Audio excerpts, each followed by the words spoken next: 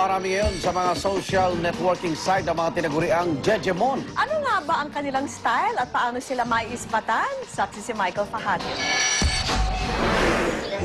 Subukan nyo kung kaya nyo basahin ito, ha? Alam niyo po ba kung ano ang ibig sabihin ng Jejemon?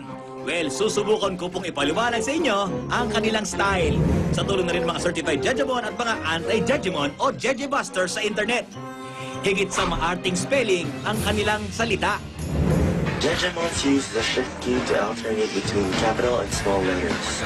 They also use number 3 as letter E, number 9 and number 6 as letter G, number 4 as letter A, and I substituted by number 1. That's how Jejemons roll. Ito pa ang style kung paano ang kanilang attire o kasuotan. Hindi mawawala ang Jeje Cap, ang pagkasuot ng mala-rainbow na sombrero. Here's the Jeje Cap, guys.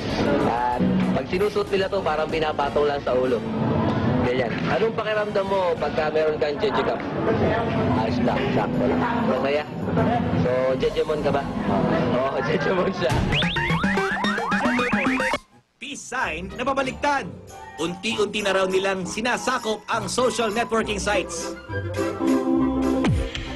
Akala ko maganda siya. Sinendan ko pa siya ng message. Napakatino ng message ko. Walang shortcut.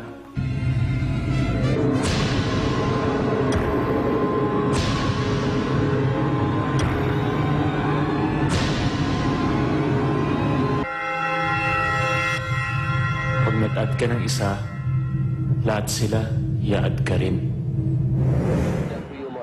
Kung merong mga Jejemon, meron din mga anti-Jejemon o Jejebusters. Paano mo ba malalaman kung ikaw ay isang Jejemon o ikaw ay nahawa na?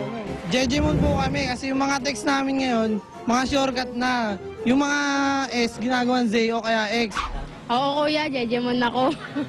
Mga Jejemon na mga tawag sa amin. Mega Mizeki. Michael Fajardo ng inyong saksi.